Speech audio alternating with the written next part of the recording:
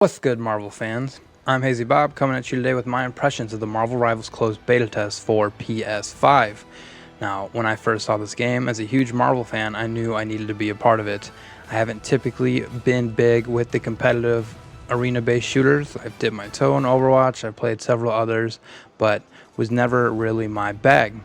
After a complicated onboarding process, I was able to get into the beta and played for the next 14 days and could not get enough.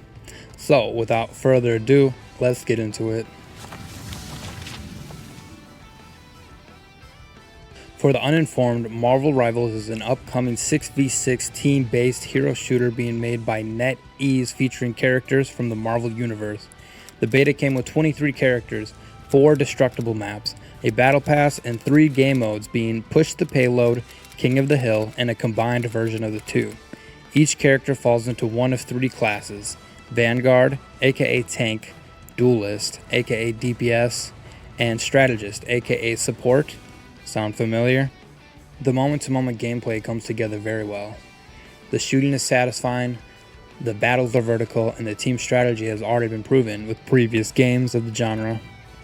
Each character has a unique playstyle with tons of different traversal options depending on who you pick. For instance, Hulk can bound and leap across the map. Spider-Man and Venom can swing and web crawl. Storm and Iron Man can fly. Rocket can ride Groot. Punisher has a gun. It's a huge credit to NetEase though for not taking the easy way out on the swinging characters. It's so easy just to have them swing from the sky, but to have them actually need to swing off of a physical point is a very nice touch. Although it does lead to some awkwardness in the swinging, especially when you're in the enclosed corridors. I would often find myself swinging into the ceiling, the wall. It took a little bit to get used to, but once you get the gist of it, it can be very satisfying to swing in and out of the confrontation. I want to get into some of the unique stuff this game has to offer, but before I do that, I think I should address the elephant in the room, and that is how derivative this is of its predecessor, Overwatch. Almost to a fault. Like, some of these abilities are very copy and paste, with some characters feeling like they're just reskinned versions. Like Venom is basically just Wrecking Ball. There's stuff like that it doesn't sit right how close it is to Overwatch, but you can get past it because there's such a love and a care put into who these characters are. Right, so Star-Lord might play like Tracer, but through his dialogue and the adjustments they've made, he is still authentically Star-Lord. So I can kind of forget about it a little bit, but it is there, and there is a lot of it, which is probably why they're able to churn out these characters as much as they are. I mean, the game came with 23 characters in its beta, so just imagine how much will be at the full launch. It's very copy and paste from Overwatch. You could almost line up every Marvel Rivals character with their Overwatch inspiration. But that being said, it doesn't take away from the fun, and it still is a great time to play as some of our favorite heroes. Whereas Overwatch is all original characters and never really dragged me in the way it does to play as Iron Man. So now circling back to where this game really differentiates itself from Overwatch is in its destructible environments and team-up abilities. Starting with the destruction, I thought it was a cool novelty. It can create some tense situations where your cover is being chipped away, but I felt the structure's health bars were way too low, and then they would come back also really soon. So within one battle, you could see the same structure be destroyed and rebuilt, up to 3 times. And it kind of obstructed stuff in a way that wasn't always fun, as well as the debris was at times really bad, where it almost cut off a whole pathway, right, where characters just couldn't get around. I even saw one time where a Groot was fully trapped underneath the debris until it reset, which was most of the match. It turned it into a 5v6.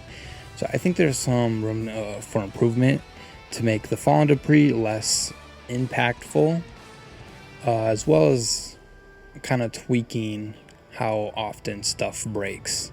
Other than that, I thought it was pretty fun though.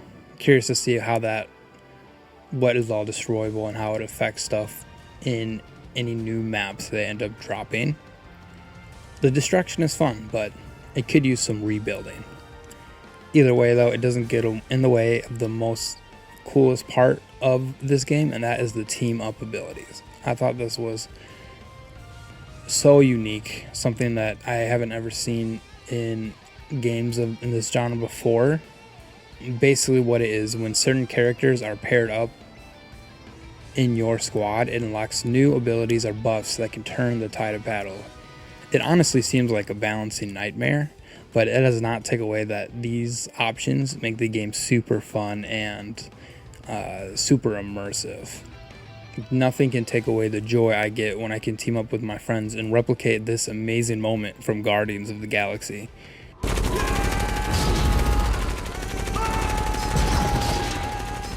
I have a lot of other thoughts when it comes to these team ups. I think the clear, shining, and most awesome example is the rocket riding Groot. Right, a lot of the other ones are just applying buffs to attacks or their health bars and unlocking new moves and abilities, which are very good, but I think there's room for more creative options.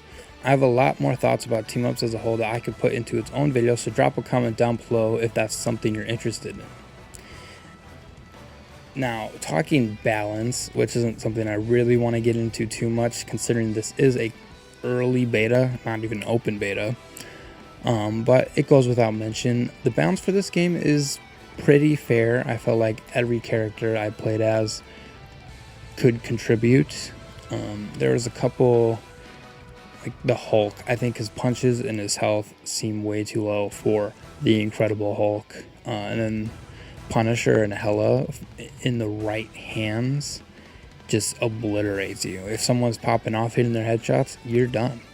As well as Magneto's team up with Scarlet Witch, where he unlocks this big blade that it basically turns his melee shot into this big power slash that can eliminate squishies in 2 hits and even just decimate the health bar of tanks. I mean, that move is completely broken. It's almost stronger than his ult.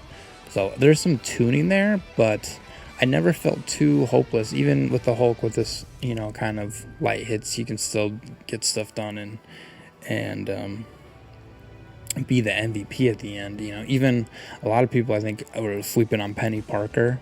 I think she is way underrated. I love playing as Penny Parker.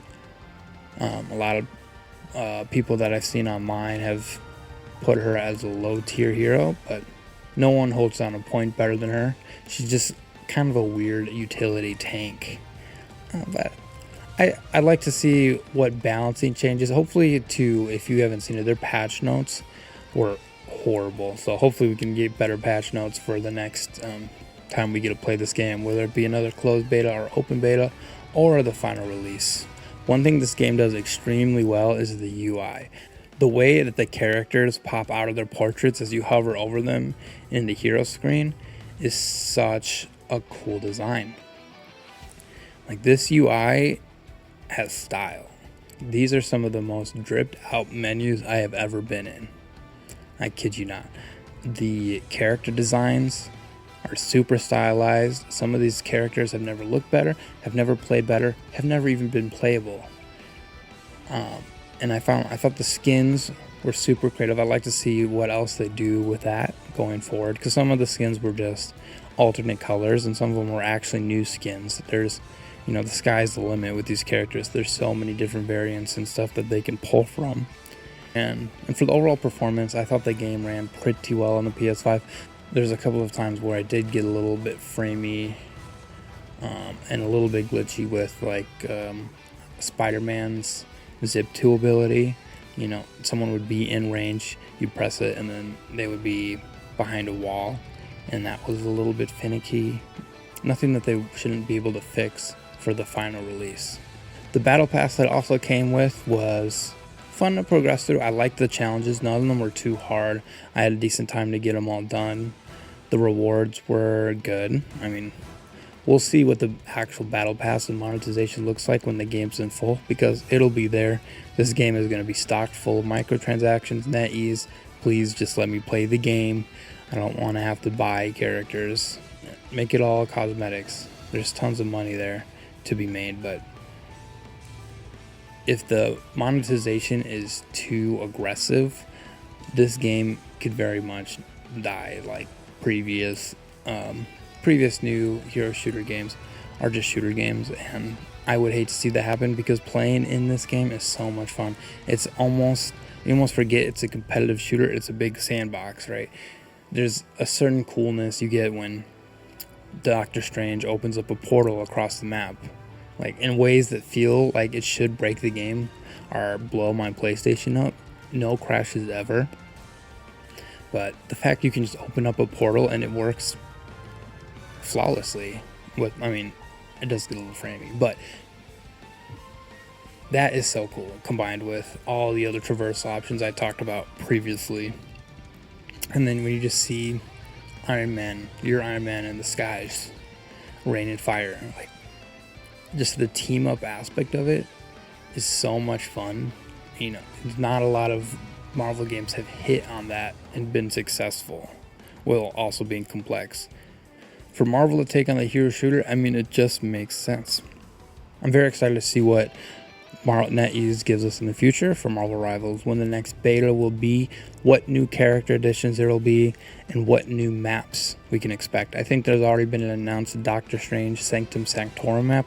Looking forward to that. That should be spice it up, because right now just the two maps are fun, but they did get boring after some time.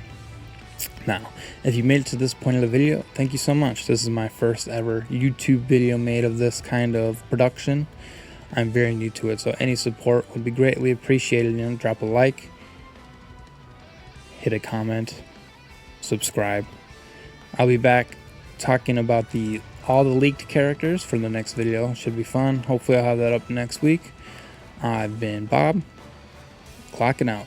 Thank you.